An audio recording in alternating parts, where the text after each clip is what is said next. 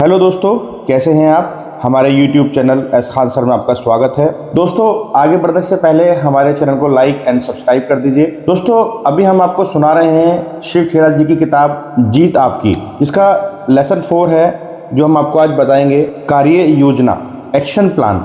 Success के लिए क्या एक्शन प्लान आपको करना होगा। सफलता का संबंध काम से है। ये सफल लोग हमेशा गतिशील रहते हैं। वे गलतियां करते हैं पर मैदान नहीं छोड़ते हैं। आपको सफलता हासिल करने के लिए क्या क्या काम करना होगा। सबसे पहले आपके अंदर इच्छा होनी चाहिए, डिजायर। फिर आपके अंदर प्रतिबद्धता होनी चाहिए, कमिटमेंट होना चाहिए। जिम्मेदारी होनी चाहिए किसी काम को करने की। काम को करने के लिए कड़ी मेहनत करनी पड़ेगी। चरित्र बनाना पड़ेगा। सकारात्मक विश्वास रखना पड़ेगा। जितना मिले उससे अधिक देना एक आदत डालनी पड़ेगी। दृढ़ता पर कायम रहना होगा। अपने काम पर गर्व करना होगा। शिष्य बनने की इच्छा, सलाहकार की तलाश करनी होगी। मतलब आपको हमेशा एक स्टूडेंट बनना है और एक मेंटर की हमेशा तलाश रहनी चाहिए। जो भी आपको मिले उससे आप सीखें। जो भी आपको अपने से ज़्यादा ज्ञान नहीं मिले उसको अपना सलाहकार बनाएं, उससे पूछिए क्या करना है, कैसे करना है। हमें कौन सी चीज़ें पीछे धकेल रही हैं। आने वाले कल की उपलब्धियों की राह में केवल एक बाधा है और वह है हमारे आज के संदेश। फ्रैंकलिन डी रूजवेल्ट ने ये बात कही है, अगर हम कार ब्रेक लगाकर चलाएं तो क्या होगा। हमारी कार कभी पूरी रफ्तार नहीं पकड़ पाएगी क्योंकि ब्रेक रुकावट पैदा करेंगे। हमारी कार बेहद गर्म होकर बिगड़ जाएगी। अगर कार में ब्रेक डाउन नहीं हुआ तो रुकावट की वजह से इंजन पर दबाव पड़ेगा। अपनी मंजिल तक पहुंचने के लिए हमको दो में से किसी एक रास्ते को चुनना होगा। हम या तो एक्सीलेटर को जोर से दबाकर कार को नुकसान पहुंचने का खतरा उठाएं या उसे तेजी से चलाने के लिए ब्रेक हटा दें। इस उदाहरण और हमारी जिंदगी के बीच काफी समानता है। इसमें से कई लोग जिंदगी की गाड़ी ब्रेक लगाकर चलाते हैं। ये ब्रेक क्या है? ये ब्रेक है डर, टाल मटोल की आदत, आत्मविश्वास की कमी वगैरह ही ब्रेक है। यही चीजें हमें कामयाब नहीं होने देती। भावनाओं के इस ब्रेकों को सही नजरिए, ऊंचे स्वाभिमान और जिम्मेदारियां कबूल करके हटाया जा सकता है। असफलता श्रेष्ठता न हासिल कर पाने के 20 कारण। 20 reason why we don't achieve excellence. जिंदगी एक 10 गियर वाली साइकिल की तरह है। इसमें से ज्यादातर लोगों के पास ऐसे गियर हैं जिनका हमने कभी इस्तेमाल नहीं करते। ऐसी 20 वजह हैं जो हमें असफल बना सकती हैं। इन वजहों को दूर कर हम अपनी सफलता की राह में बाधा बनने वाले ब्रेकों को हटा सकते हैं। नंबर 1, खतरे उठाने से बचना। सफलता पाने के लिए सोच समझकर खतरे भी उठाने पड़ते हैं। खतरे उठाने का मतलब बेवकूफ़ी भरा जुआ खेलना और गैर जिम्मेदारी बरतना नहीं होता। कई बार लोग गैर जिम्मेदारी पूर्ण और ऊट पटांग कामों को करना भी खतरे उठाना मान लेते हैं। इस वजह से जब उन्हें बुरे नतीजे मिलते हैं तो वे अपनी किस्मत को दोष देते हैं। खतरे का मतलब अलग अलग इंसान के लिए अलग अलग हो सकते हैं और ये ट्रेनिंग का नतीजा भी होती है। पहाड़ पर चढ़ना किसी ट्रेंड व्यक्ति और किसी नए सीखने वाले दोनों के लिए खतरनाक हो सकता है, लेकिन प्रशिक्षित व्यक्ति के लिए गैर जिम्मेदारी भरा खतरा नहीं माना जा सकता। जिम्मेदार ढंग से खतरा उठाने के लिए ज्ञान, प्रशिक्षण, ध्यानपूर्वक अध्ययन,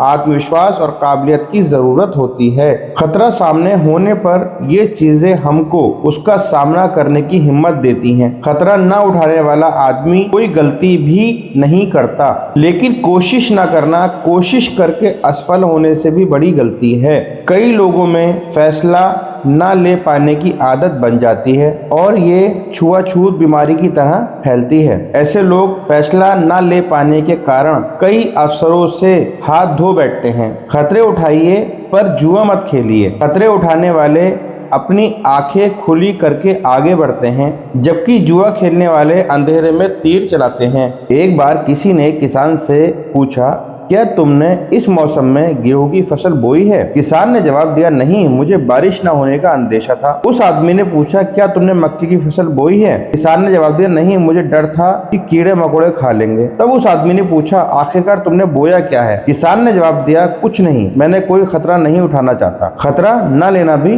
बहुत बड़ा खतरा है। खतरे।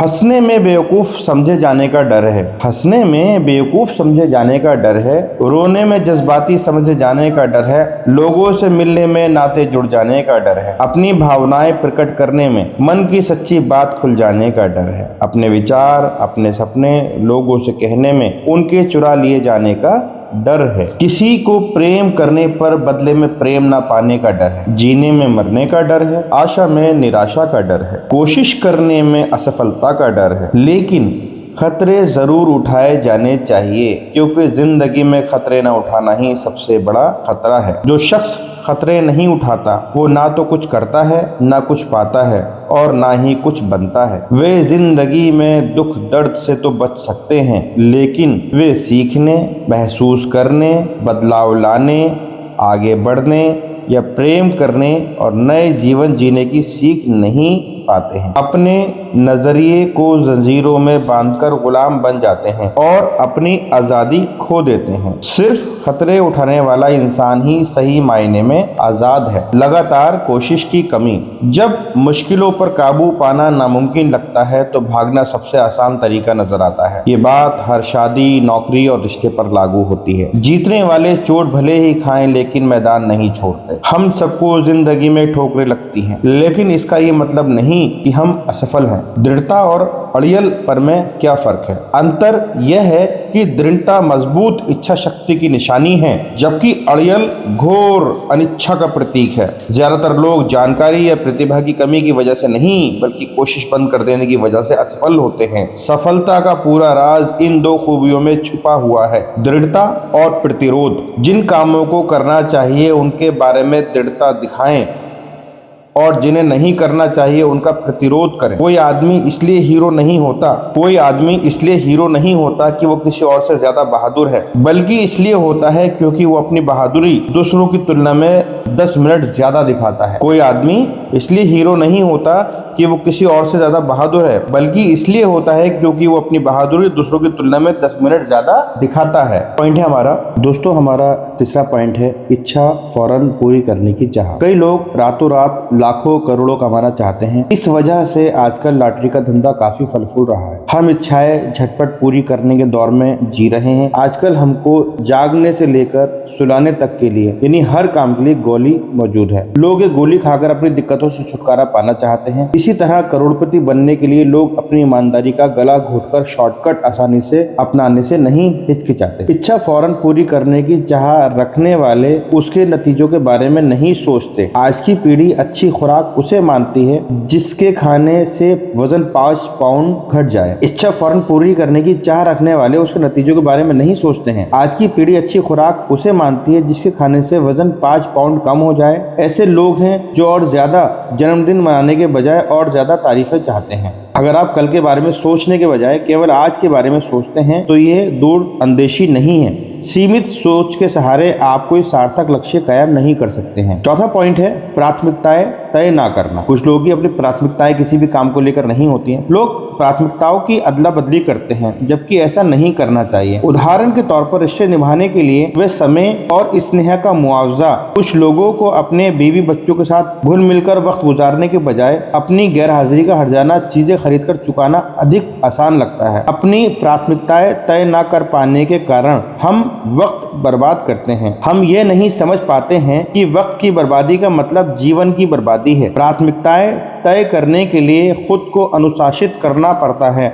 इससे हम वो नहीं कर पाएंगे जो जरूरी है, बनिस्बत वो जिसे हम करना चाहते हैं। या तो हमें अच्छा लगता है, हम किसी काम को दिल से करने के बजाय उसकी हार जीत को ज्यादा वजन देते हैं। आप असफलता और हार का सामना कैसे करेंगे? इस सवाल का जवाब हमारे चरित्र को काफी हद तक बयान कर देगा। सफलता के राज को खोलने के एक महत्वपूर्ण चाबी प्राथमिकताएं तय करना है। कुछ लोगों के लिए पैसा महत्वपूर्ण है, कुछ लोगों के लिए सत्ता, किसी के लिए यश महत्वपूर्ण है तो किसी के लिए संपत्ति। हमें अपनी प्राथमिकताओं को समझना होगा। सफलता कामयाबी दिलाने वाले उसूलों को पढ़ने या रटने से नहीं, बल्कि उन्हें समझने और उनकी प्राथमिकताएं तय करके उन्हें लागू करने से मिलती है। दोस्तों 5 पॉइंट हमारा शॉर्टकट की तलाश। भोजन मुफ्त में नहीं मिलता, नो फ्री लंच। एक राजा ने अपने सलाहकारों को बुलाकर उनसे बीते इतिहास की सारी समझदारी बातें लिखने के लिए कहा ताकि वो उन्हें आने वाली पीढ़ियों तक पहुंचा सके। उन्होंने काफी मेहनत कर समझदारी भरी बातों पर कई किताबें लिखी और उन्हें राजा के सामने पेश किया। राजा को वे किताबें काफी भारी भरकम लगी। उसने सलाहकारों से कहा कि लोग इन्हें पढ़ नहीं पाएंगे, इसलिए इन्हें छोटा करो। सलाहकारों ने फिर काम किया और केवल एक किताब लेकर आए। राजा को वो भी काफी मुश्किल लगी। सलाहकारों ने उसे और छोटा किया। वे इस बार केवल एक अध्याय लेकर आए। राजा को काफी लंबा लगा।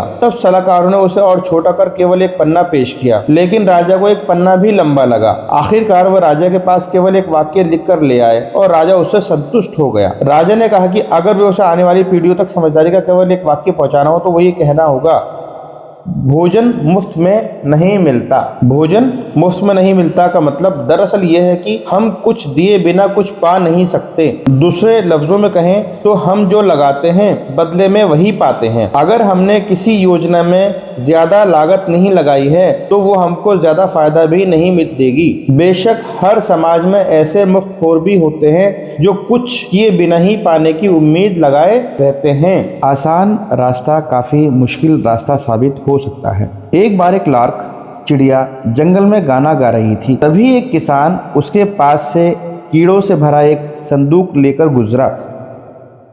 लार्क चिड़िया ने उसे रोककर पूछा, तुम्हारे संदूक में क्या है और तुम कहाँ जा रहे हो? किसान ने जवाब दिया कि उस संदूक में कीड़े हैं और वो बाजार में उन कीड़ों के बदले पंख खरीदने जा रहा है। लार्क ने कहा, पंख तो मेरे पास भी हैं और मैं अपना एक पंख तोड़कर तुम्हें दे दूंगी, इससे मुझे कीड़े नहीं तलाशने पड़ेंगे। किसान ने लार्क को कीड़े दे दिए और लार्क ने बदले में उसे अपना एक पंख तोड़कर दे दिया। इसके बाद रोज यही सिलसिला चलता रहा और एक दिन ऐसा भी आया जब लार्क के पास देने के लिए कोई पंख ही नहीं बचा था। वो उड़कर कीड़े तलाशने लायक भी नहीं रह गई थी। वो भद्दी दिखने लगी थी और उसने गाना भी छोड़ दिया था और जल्द ही वो मर गई। यही बात हमारी जिंदगी के लिए भी सच है। कई बार हमें जो रास्ता आसान लगता है वही बाद में मुश्किल साबित होता है। इस कहानी का संदेश बहुत ही साफ है। लार्क को जो भोजन हासिल करने का आसान तरीका लगा था वही मुश्किल और नुकसानदेह तरीका साबित हुआ। हारने वाले नतीजे जल्दी हासिल करना चाहते हैं। जो लोग हारने वाले होते हैं वो रिजल्ट बहुत जल्दी हासिल करना चाहते हैं। अपने बगीचे में घास फूस की सफाई करने के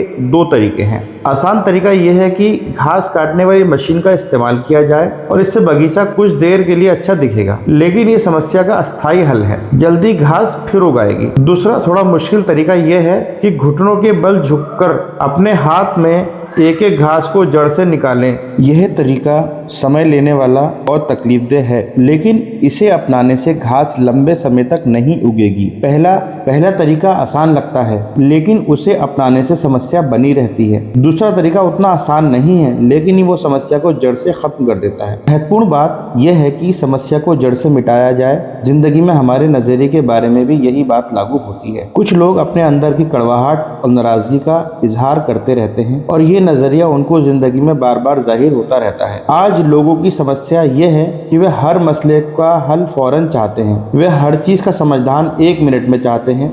तुरंत हासिल होने वाली कॉफी की तरह वे फौरन हासिल होने वाली खुशियां भी चाहते हैं, लेकिन ऐसा कोई फार्मूला नहीं है। इस तरह का नजरिया बाद में निराशा ही जन्म देता है। छठा पॉइंट है स्वार्थ और लालच। स्वार्थी नजरिया रखने वाले लोगों और संगठनों को पनपने का कोई हक नहीं है। वे दूसरों के हितों की परवाह किए बिना आगे बढ़ने की सोचते हैं। लालची आदमी हमेशा और अधिक पाने की चाह रखता है। जरूरतें पूरी की जा सकती हैं, लेकिन लालच नहीं। ये मन का कैंसर होती है। लालच रिश्तों को नष्ट कर देता है। लालच आत्मसम्मान की कमी की वजह से पैदा होता है। इसका अंत कहाँ है? Where does its end? एक लालची किसान से कहा गया कि वो दिन में जितनी जमीन पर चलेगा वो उसकी हो जाएगी, बशर्ते वो सूरज डूबने तक शुरू करने की जगह पर वापस लौट आए। ज्यादा से ज्यादा जमीन पाने के लिए वो किसान दूसरे दिन सूरज निकलने से पहले ही निकल पड़ा।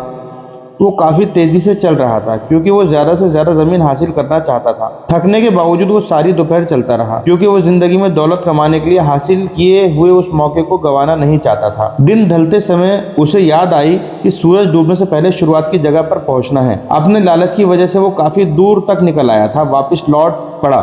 सूरज डूबने का वक्त जो करीब आता जा रहा था वो उतनी ही तेजी से दौड़ता जा रहा था। वो बुरी तरह थक कर हांफने लगा, फिर भी वो बर्दाश्त से अधिक तेजी से दौड़ता रहा। नतीजा ये हुआ कि वो सूरज डूबते डूबते वही शुरुआत वाली जगह पर पहुंच तो गया, पर उसका दम निकल गया और वो मर गया। उसे दफना दिया गया और उसे दफन करने के लिए जमीन के बस एक छोटे से टुकड़े को ही जरूरत पड़ी। इस कहानी में काफी सच्चाई और एक सबक छुपा हुआ है। इससे कोई फर्क नहीं पड़ता कि किसान अमीर था या गरीब, किसी भी लालची आदमी का ऐसा ही हश्र होता है। 7वां पॉइंट है दोस्तों हमारा, दृढ़ विश्वास की कमी। जिन लोगों में दृढ़ विश्वास की कमी होती है वे बीच का रास्ता अपनाते हैं। जरा अंदाजा लगाइए सड़क के बीच में चलने वालों का क्या हश्र होता है। लोग उन्हें कुचलते हुए आगे बढ़ जाते हैं। दृढ़ विश्वास न रखने वाले लोग किसी बात पर अड़ नहीं पाते। आत्मविश्वास और साहस की कमी की वजह से वे लोगों के साथ में बने रहने के लिए उनका साथ निभाते रहते हैं। वे उनकी सोहबत ये जानते हुए भी कबूल कर लेते हैं कि वे गलत कर रहे हैं। कुछ लोग खुद को ये सोचकर बेहतर मानते हैं कि वे गलत काम का समर्थन नहीं करते, पर उनमें विरोध करने का साहस नहीं होता। दरअसल किसी काम के गलत होने के एहसास के बावजूद उसका विरोध ना करना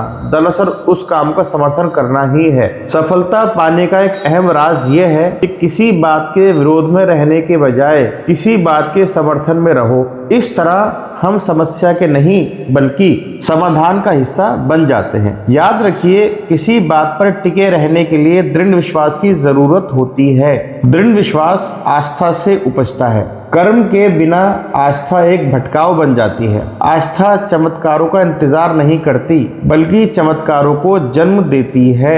अगर आप सोचते हैं कि आप कर सकते हैं या आप ये सोचते हैं कि आप नहीं कर सकते हैं तो आप दोनों तरह से ही ठीक हैं। Henry Ford. हमारी जिंदगी में बुरे लम्हे आते हैं, हम सभी गिरकर चोट खाते हैं। ऐसे पल हम सभी की जिंदगी में आते हैं जब हमें खुद पर विश्वास हो जाता है और हम खुद पर रहम खाने लगते हैं। असली बात यह है कि ऐसी भावनाओं से उभर कर अपनी आस्था को फिर कैसे कायम किया जाए। दुनिया में 3 तरह के लोग होते हैं। नंबर 1, कुछ लोग काम को अंजाम देते हैं। नंबर 2, कुछ लोग काम को अंजाम तक पहुंचते हुए देखते रहते हैं। कुछ लोग अचरज करते हुए कि वो काम अंजाम तक कैसे पहुंचा। आप किस वर्ग में आते हैं? 8वां पॉइंट है हमारा, कुदरत के नियमों को ना समझना। फ्रैंकलिन के संकेत समझने से पहले भी बिजली कई बार चमकी थी। न्यूटन के संकेत समझने से पहले भी कई बार सेब उनके सिर पर गिरा था। कुदरत हमें हमेशा इशारा करती रहती है। ये हमें बार बार इशारा करती है और एकाएक हम उसका इशारा समझ जाते हैं। Robert Frost. सफलता उसूलों का नाम है और ये उसूल कुदरत के हैं। बदलाव कुदरत का उसूल है। हम या तो आगे बढ़ रहे होते हैं या पीछे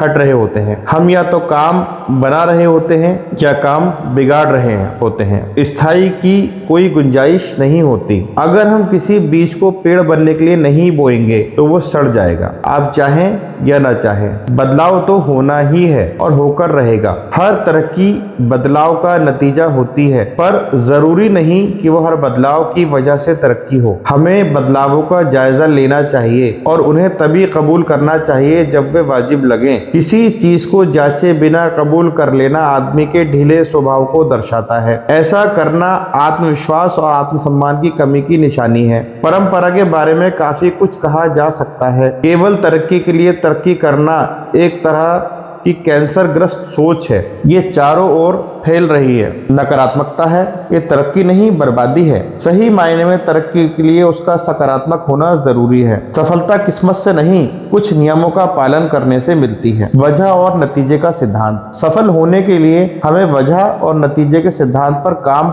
एवं नतीजे के रिश्ते को समझना होगा। हर नतीजे की कोई वजह होती है। वजह और नतीजे का सिद्धांत बोने और काटने के सिद्धांत जैसा ही है। बोने और काटने का सिद्धांत यह है कि हम में कुछ बोने की इच्छा होनी चाहिए। इच्छा शुरुआती बिंदु है। हम जैसा बोएंगे वैसा ही काटेंगे। अगर हम आलू बोएंगे तो आलू की ही फसल काटेंगे, टमाटर की नहीं। काटने से पहले हमको बोना पड़ेगा। पाने से पहले दीजिए। ईंधन डालने से पहले हम भट्टी से गर्मी देने की उम्मीद नहीं कर सकते। कुछ लोग हमेशा देने से पहले ही पाने की उम्मीद लगा बैठते हैं। हम जब कोई बीज बोते हैं तो उससे कई गुना अधिक फसल काटते हैं। अगर हम सकारात्मक बीज बोएंगे तो हमारी सकारात्मकता की फसल कई गुना बढ़कर मिलेगी और अगर हम नकारात्मक बीज बोएंगे तो हमको नकारात्मकता की फसल कई गुना बढ़कर मिलेगी। लोगों की प्रकृति के नियमों के विपरीत जाते देखना कोई असाधारण बात नहीं है। किसान जानता है कि वो जिस दिन बीज बोता है उसी दिन फसल नहीं काट सकता। फसल तैयार होने में हमेशा कुछ वक्त लगता है।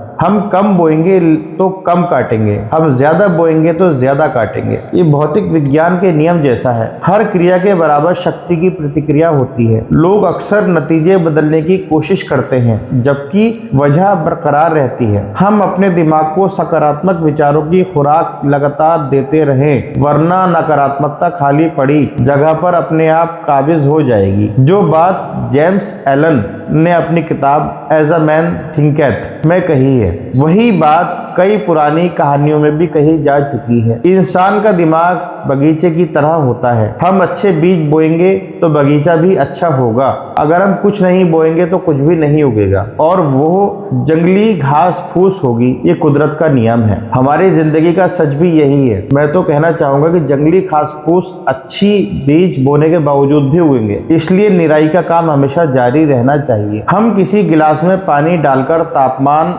0 डिग्री से नीचे ला दें तो पानी जमकर बर्फ बन जाएगा। इसमें कोई अचरज की बात नहीं है। ये कुदरत का नियम है। हकीकत यह है कि ऐसा होना जरूरी है। हमारे विचार वजह है। आप जैसे विचार का बीज बोते हैं वैसा ही कर्म मिलता है। कर्म का बीज बोने पर आदत भी वैसे ही फलती है। आदत का बीज बोने पर चरित्र भी वैसा ही बनता है। चरित्र का बीज बोने पर किस्मत भी वैसे ही मिलती है। इन सब की शुरुआत एक विचार से होती है। आकर्षण का नियम। हम उन चीजों की ओर आकर्षित नहीं होते हैं जिन्हें हम चाहते हैं, बल्कि उन चीजों की ओर आकर्षित होते हैं जो हमारे जैसी ही होती हैं। ये पुरानी कहावत बिल्कुल सच है। चोर चोर मौसेरे भाई होते हैं। नकारात्मक सोच वाले लोग खतरनाक होते हैं। वे नकारात्मक सोच वाले दूसरे लोगों को अपनी ओर आकर्षित करते हैं, नकारात्मक ढंग से प्रतिक्रिया जाहिर करते हैं, बुरे से बुरे नतीजों की उम्मीद करते हैं और कभी मायूस नहीं होते हैं। क्या आपने गौर किया है कि सामाजिक समारोह में सफल लोग दूसरे सफल लोगों को अपनी ओर आकर्षित कर लेते हैं, दूसरी ओर असफल लोग असफल लोगों को आकर्षित करते हैं और एक दूसरे से सिर जोड़कर शिकवा शिकायतें करते हैं, कलपते हैं और बिलकते हैं। नवा पॉइंट है दोस्तों हमारा, योजना बनाने और तैयारी करने की अनिच्छा। जीतने की इच्छा सभी में होती है,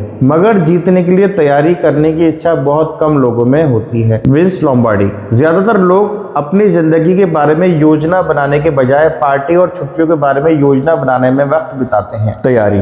आत्मविश्वास तैयारी से ही पैदा होता है। तैयारी का मतलब है योजनाबद्ध ढंग से अभ्यास करना। जीतने वाले खुद पर दबाव बनाए रखते हैं। ये तैयारी दबाव जीत की चिंता किए बिना की जाने वाली तैयारी का होता है। अगर हमारी तैयारी खराब है तो हमारा खेल भी खराब ही होगा, क्योंकि हम वैसा ही खेलते हैं जैसा हमारी तैयारी होती है। सफलता और असफलता के बीच उतना ही अंतर होता है जितना कि सही और लगभग सही के बीच होता है। जिस्म और दिमाग को पूरी तरह तैयार करने के लिए कुर्बानी और आत्म अनुशासन की जरूरत होती है। सामान्य बने रहना। तैयारी। आत्मविश्वास तैयारी से ही पैदा होता है। तैयारी का मतलब योजनाबद्ध ढंग से अभ्यास करना। जीतने वाले खुद पर दबाव बनाए रखते हैं। ये तैयारी दबाव जीत की चिंता किए बिना की जाने वाली तैयारी का होता है। अगर हमारी तैयारी खराब है तो हमारा खेल भी खराब होगा, क्योंकि हम वैसा ही खेलते हैं जैसा हमारी तैयारी होती है। सफलता और असफलता के बीच उतना ही अंतर होता है जितना कि सही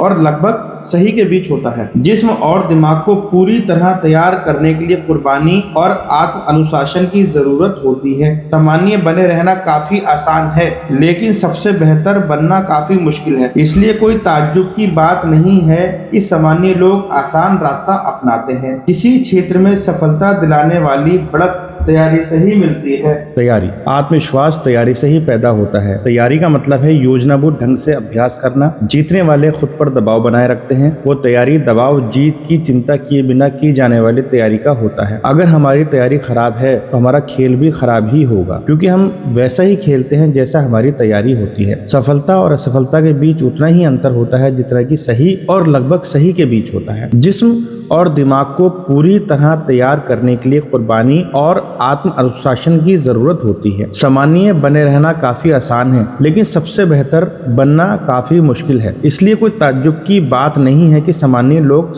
आसान रास्ता अपनाते हैं। किसी क्षेत्र में सफलता दिलाने वाली बढ़त तैयारी करने से ही मिलती है। तैयारी इक्वल टू मकसद प्लस उसूल प्लस योजना प्लस अभ्यास प्लस दृढ़ता प्लस धैर्य प्लस आत्म गौरव। तैयारी से आत्मविश्वास उपजता है। तैयारी का मतलब ये होता है कि हम असफलता को सह तो लें पर उसे स्वीकार ना करें। इसका मतलब होता है खुद को निराश, मायूस और हारा हुआ महसूस किए बिना हार का सामना करने का हौसला रखना। तैयारी का मतलब होता है अपनी गलतियों से सीखना। गलती करना कोई बुरी बात नहीं है, हम सभी गलती करते रहते हैं, लेकिन गलती को दोहराने वाला आदमी मूर्ख होता है। गलती करके उसे ना सुधारने वाला आदमी और बड़ी गलती करता है। किसी गलती को संभालने का सबसे अच्छा तरीका यह है कि उसे जल्दी से जल्दी स्वीकार कर लिया जाए, उसमें उलझा ना जाए, उससे सबक लिया जाए, उसे दोहराया ना जाए, दूसरों को दोष ना दिया जाए और बहाना ना बनाया जाए। तैयारी ना होने से ही दबाव महसूस होता है। तैयारी, अभ्यास और कड़ी मेहनत का कोई विकल्प नहीं होती है। केवल मन की इच्छाओं और अभिलाषाओं से कोई नतीजा नहीं निकलता। हमको मुकाबले में बढ़त तैयारी ही दिला सकती है। अगर हमने तैयारी नहीं की है तो खुद को लाचार महसूस करेंगे। जैसे पानी अपना रास्ता खुद तलाश लेता है, वैसे ही सफलता उन लोगों तक पहुंचने का रास्ता तलाश लेती है जिन्होंने तैयारी की होती है। कमजोर कोशिशों से कमजोर नतीजे मिलते हैं। हमेशा दृढ़ता इन चीजों से आती है। उद्देश्य क्या है आपका? आपकी तैयारी क्या है? आप में कितना धैर्य है? आपके क्या सिद्धांत हैं? आपका सकारात्मक नजरिया क्या है? आपकी क्या योजना है आगे बढ़ने के लिए? आपके अंदर कितना गर्व है? आपने कितना अभ्यास किया है? आप कितनी कीमत चुका सकते हैं? अपने आप से पूछिए, क्या हमारे पास एक साफ उद्देश्य है? क्या हमारे पास मकसद पाने के लिए कोई योजना है? हम तैयारी के लिए क्या कोशिश कर रहे हैं? क्या हम कीमत चुकाना चाहते हैं और किस हद तक आगे बढ़ना चाहते हैं? क्या हम सफलता हासिल होने से पहले के दबावों को झेलने का धैर्य है? क्या हम बेहतर होने के लिए लगातार अभ्यास करने को तैयार हैं? क्या हम किसी मजबूत उसूल की बुनियाद पर खड़े हैं? क्या हम अपने कार्य प्रदर्शन पर गर्व अनुभव करते हैं? क्या हमारे पास मैं ये काम कर सकता हूँ वाला नजरिया है? 10वां पॉइंट है बहाने बनाना। जीतने वाले बारीकी से जांच परख तो करते हैं पर बहाने नहीं बनाते। बहाने बनाना हारने वालों की आदत होती है। हारने वालों के पास अपनी नाकामयाबी की वजह बताने वाले बहानों की पूरी किताब होती है। उनसे बहाने कुछ इस किस्म के होते हैं। मैं बदनसीब था, मेरे सितारे खराब हैं, मेरी उम्र काफी कम है, मेरी उम्र काफी ज्यादा है, मैं लाचार हूँ, मुझ में चतुराई नहीं है, मैं शिक्षित नहीं हूँ, मैं सुंदर नहीं हूँ, मेरे अधिक संपर्क नहीं है, मेरे पास ज्यादा पैसा नहीं है, मेरे पास ज्यादा वक्त नहीं है, मेरी माली हालत खराब है, काश मुझे मौका मिला होता, काश मुझ पर परिवार की जिम्मेदारी नहीं होती, काश मैंने सोच समझकर शादी की होती। ऐसे बहानों की लिस्ट बढ़ती ही जाती है। किसी आदमी का सफल होना इन दो बातों पर निर्भर होता है, वजह और नतीजे। वजह पर कोई ध्यान नहीं देता है पर नतीजे मायने रखते हैं। हिंदुस्तान में बंदर कैसे पकड़े जाते हैं? बंदर पकड़ने वाला एक बक्से का इस्तेमाल करता है जिसमें ऊपर की ओर एक छेद होता है। बंदर उसमें से अपना हाथ बड़ी आसानी से बक्से में डाल सकता है। बक्से में मूंगफलियां बड़ी होती हैं, बक्से में मूंगफलियां भरी होती हैं। बंदर मूंगफलियां लेने के लिए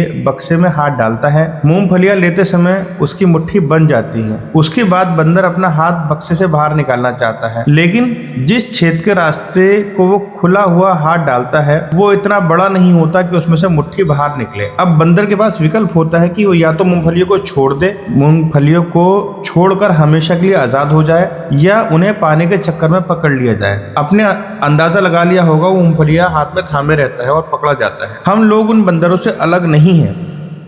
हम खुद की जिंदगी में आगे बढ़ने से रोकने वाली बाधाओं से चिपके रहते हैं। हम खुद को यह कहकर सही ठहराने की कोशिश करते हैं कि मैं ये काम नहीं कर सकता क्योंकि, और इस क्योंकि के बाद जो शब्द आते हैं वो उन बाधाओं को ही बयान करते हैं जो हमें जिंदगी में आगे बढ़ने से रोकती रहती हैं। सफल लोग बहाने नहीं बनाते। अगर हम असफल होना चाहते हैं तो हमारे लिए सबसे अच्छी सलाह यह है कि ना तो सोचिए, न कुछ पूछिए और ना ही कुछ सुनिए। पिछली गलतियों से सीख ना लेना। एक इंसान संकोच करता है हीन भावना की वजह से, और दूसरा गलतियां करने के लिए संकोच नहीं करता हीन भावना की वजह से। हेनरी सी लिंक ने ये बात कही है। इतिहास में सबक न लेने वाले लोग नष्ट हो जाते हैं। अगर हमारा नजरिया सही हो तो हम अपनी गलतियों से सीखते हैं। असफलता सफर का अंत नहीं, महज भटकाव होती है। ये देर की वजह बन सकती है, हार की नहीं। सच बात तो यह है कि अपनी गलतियों से हमें तजुर्बा हासिल सकता है। कुछ लोग सीखते हुए जीते हैं और कुछ लोग केवल जीते हैं।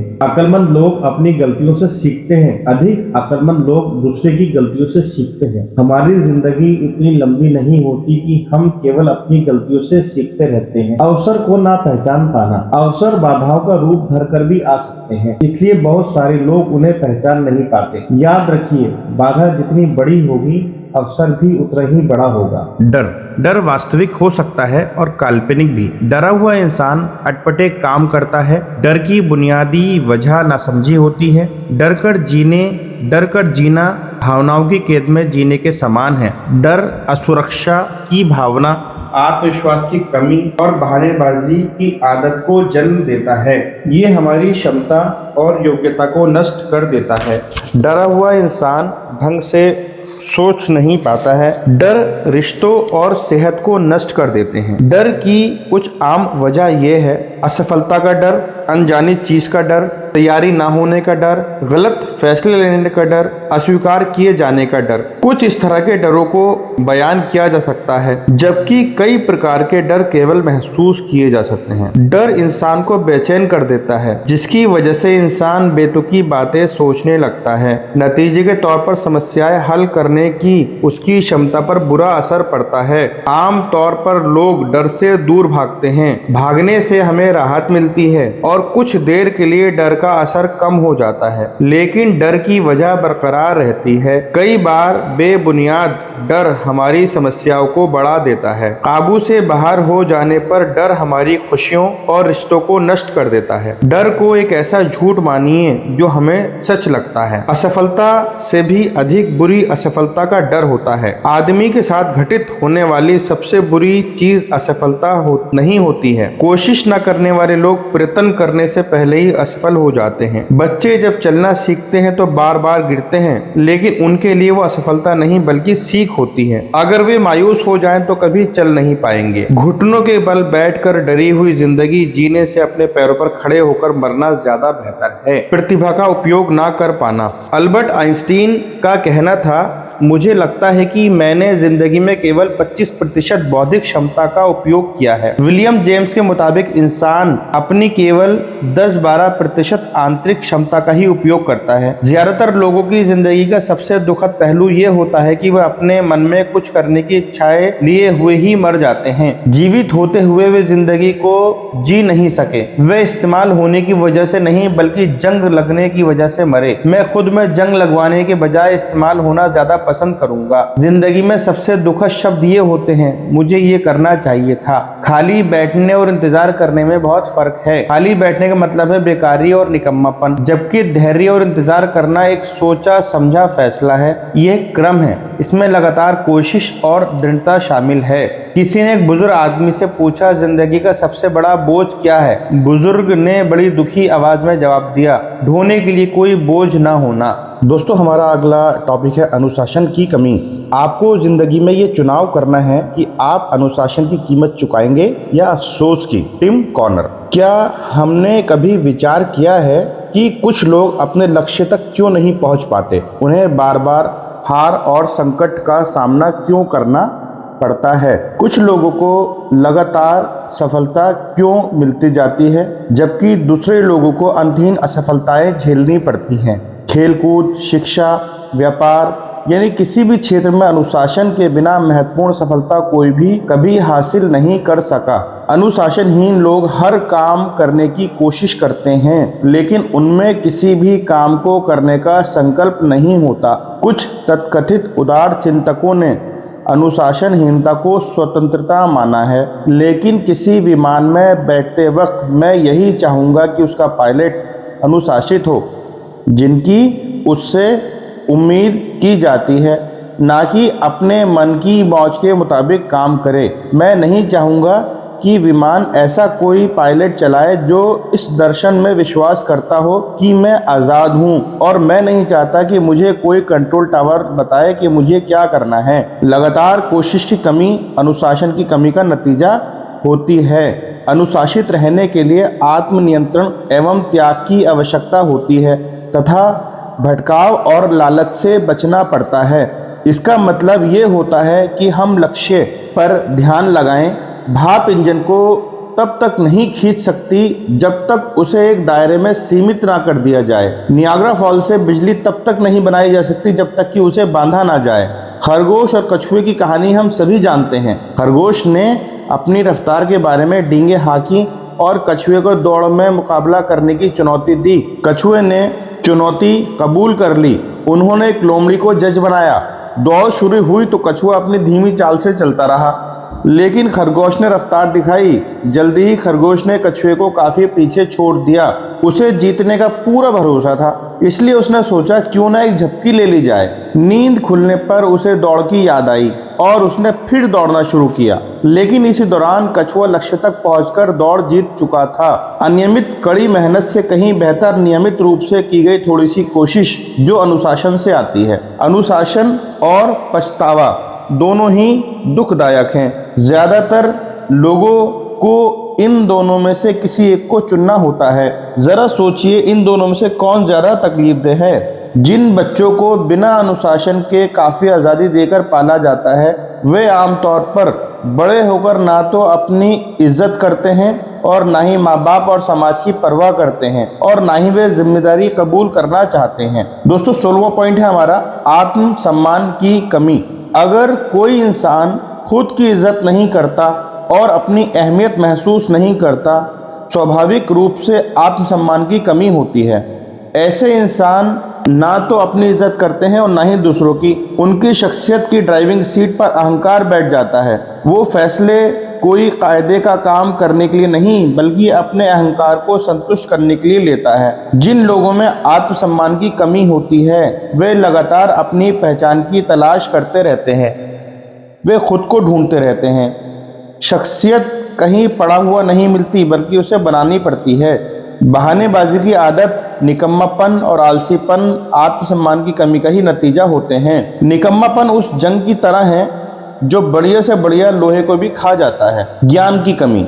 60 साल पहले मैं सारी बातें जानता था, लेकिन अब मैं कुछ नहीं जानता। अपनी अज्ञानता को निरंतर जानते रहने की प्रक्रिया ही शिक्षा है। विल ड्यूरॉट। अपनी अज्ञानता के दायरे को जानना ही ज्ञान प्राप्ति की दिशा में पहला कदम है।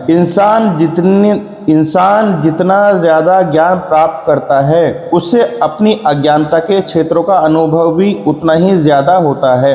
अगर कोई इंसान ये समझता है कि उसे सब कुछ मालूम है तो उसे सीखने की सबसे ज्यादा जरूरत है। अज्ञानी लोग ये नहीं जानते कि वह अज्ञानी है, बल्कि उन्हें अपने अज्ञान का एहसास ही नहीं होता। दरअसल अज्ञान से भी बड़ी समस्या ज्ञानी होने का भ्रम है। इसकी वजह यह है कि अगर हम कोई चीज नहीं जानने के बावजूद उसे जानने का भ्रम पाल लेते हैं तो गलत फैसले लेने लगते हैं। भाग्यवादी नजरिया। अगला टॉपिक हमारा भाग्यवादी नजरिया। भाग्यवादी नजरिया वाले लोग उनके हालात की वजह से जन्म लेने वाली जिम्मेदारियों को कबूल करने से कतराते हैं। वे सफलता और असफलता दोनों को भाग्य की देन मानते हैं।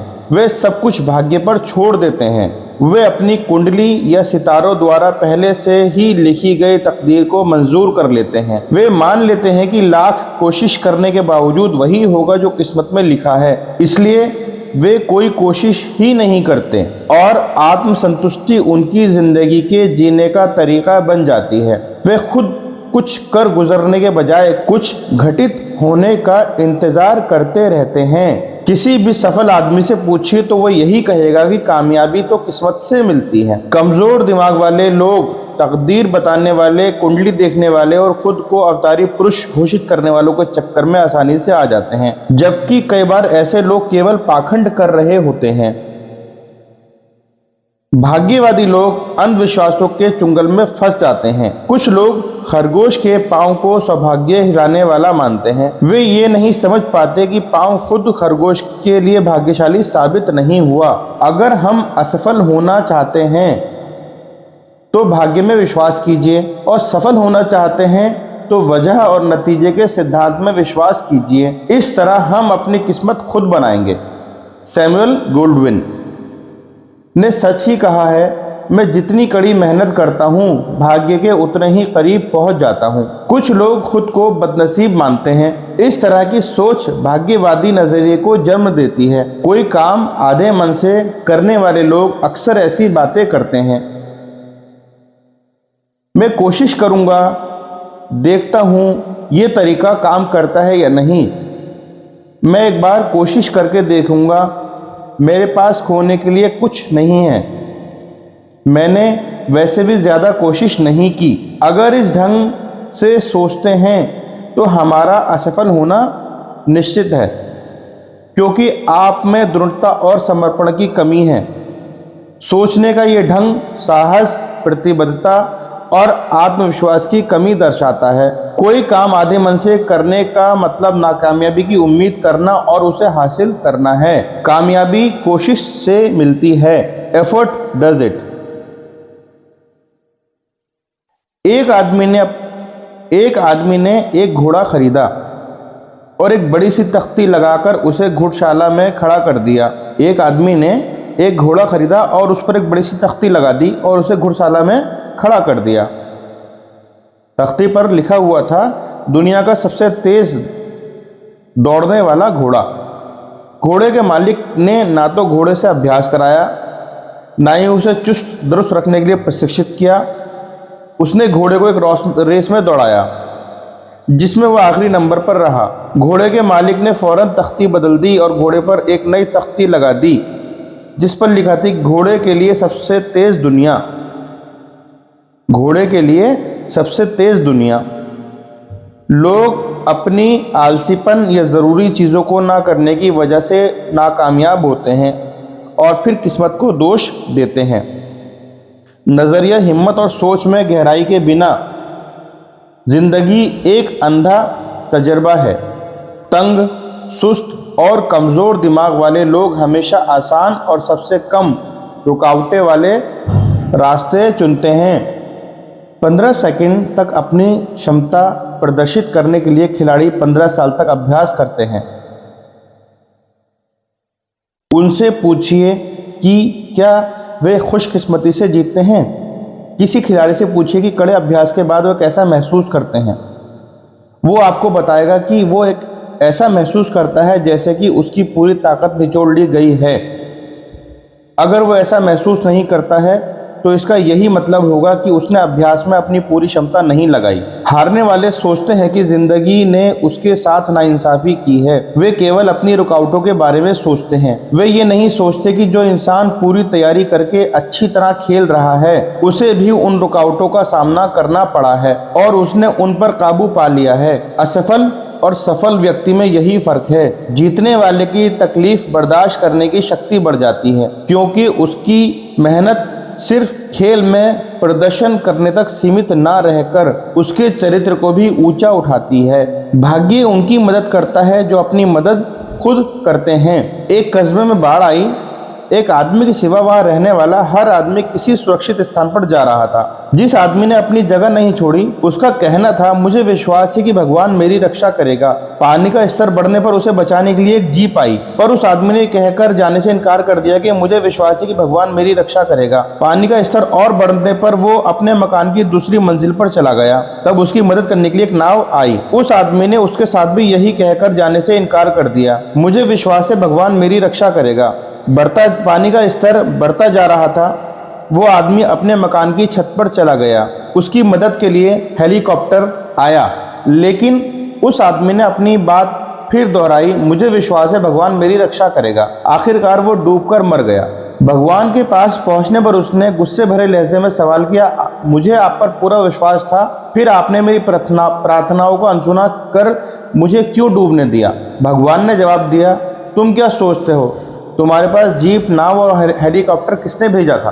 भाग्यवादी नजरिए से उभरने का केवल एक ही तरीका है कि हम जिम्मेदारियां कबूल करें और किस्मत पर यकीन करने के बजाय वजह और नतीजे के सिद्धांत में विश्वास करें। जिंदगी में कोई लक्ष्य इंतजार, चाहत और अचंभित होकर सोच विचार करते रहने से नहीं, बल्कि आम तैयारी और योजना से हासिल होता है।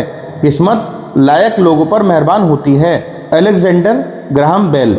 अपनी ऊंचा सुनने वाली पत्नी के लिए सुनने में मदद देने वाली एक मशीन बनाने की जीतोड़ कोशिश कर रहे थे। वो उस मशीन को बनाने में नाकामयाब रहे, पर उसी दौरान उन्होंने टेलीफोन बनाने का सिद्धांत ढूंढ निकाला। क्या हम ऐसे व्यक्ति को भाग्यशाली मानेंगे? अच्छी किस्मत तभी हासिल होती है जब तैयारी और अवसर का मेल हो। कोशिश और तैयारी के बिना अच्छे संयोग घटित नहीं होते। भाग्य। उसने सारा दिन काम किया और फिर सारी रात काम किया। उसने खेलना छोड़ा और मौज मस्ती छोड़ी। उसने ज्ञान के ग्रंथ पढ़े और नई बातें सीखी। वो आगे बढ़ता गया। पाने के लिए सफलता जरा सी दिल में विश्वास और हिम्मत के लिए वो आगे बढ़ा, और जब वो सफल हुआ लोगों ने उसे भाग्यशाली कहा। 19वां पॉइंट हमारा दोस्तों, उद्देश्य की कमी। उद्देश्य की कमी 19वां पॉइंट है। महान मस्तिष्क में उद्देश्य होते हैं, अन्य लोगों के पास केवल इच्छाएं होती हैं। Washington Irving. अगर हम ऐसे लोगों की कहानियां पढ़ें जिन्होंने अपनी गंभीर किस्म की असमर्थताओं पर विजय प्राप्त की है, तो ये स्पष्ट हो जाता है कि प्रबल इच्छा ही उनकी प्रेरणा शक्ति थी। उनकी जिंदगी में कोई उद्देश्य था। वे अपने आप को भरोसा दिलाना चाहते थे कि सफलता सारी बाधाओं के मुताबिक हासिल की जा सकती है, और उन्होंने ऐसा कर दिखाया।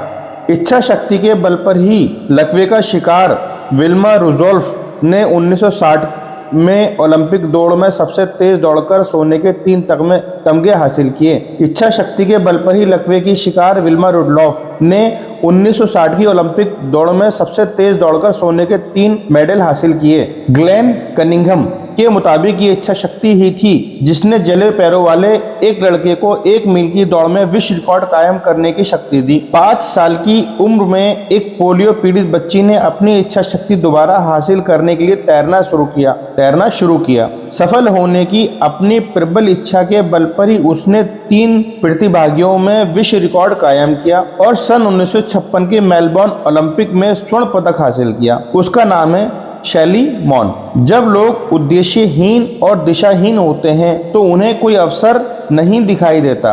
जब किसी इंसान में कोई काम पूरा करने की इच्छा, लक्ष्य की ओर बढ़ने की सही दिशा का ज्ञान, लक्ष्य के प्रति समर्पण और कड़ी मेहनत करने के लिए अनुशासन की भावना होती है, तो सफलता उसके कदम चूमती है। अगर हमारे पास लक्ष्य और सही दिशा का ज्ञान नहीं है तो हमारे पास और कोई भी खूबी हो, हमें सफल नहीं होगी। चरित्र की बुनियाद पर ही हर चीज टिकी होती है, ये टिकाऊ होता है। साहस की कमी। सफल लोग चमत्कार घटित होने या कोई काम आसानी से हो जाने की आशा नहीं करते। वे रुकावटों पर काबू पाने की हिम्मत और ताकत हासिल करते हैं। वे इस पर ध्यान नहीं देते कि उन्होंने क्या गवा दिया है, बल्कि इस पर ध्यान देते हैं कि उनके पास क्या बचा हुआ है। इच्छाएं साकार नहीं होती, पर दृढ़ विश्वास पर टिके हुए भरोसे और उम्मीद पूरी हो जाती है। प्रार्थनाएं तभी स्वीकार की जाती हैं जब साहस के साथ काम भी किया जाए। साहस और चरित्र, इन दोनों का मेल कामयाबी हासिल करने का एक अहम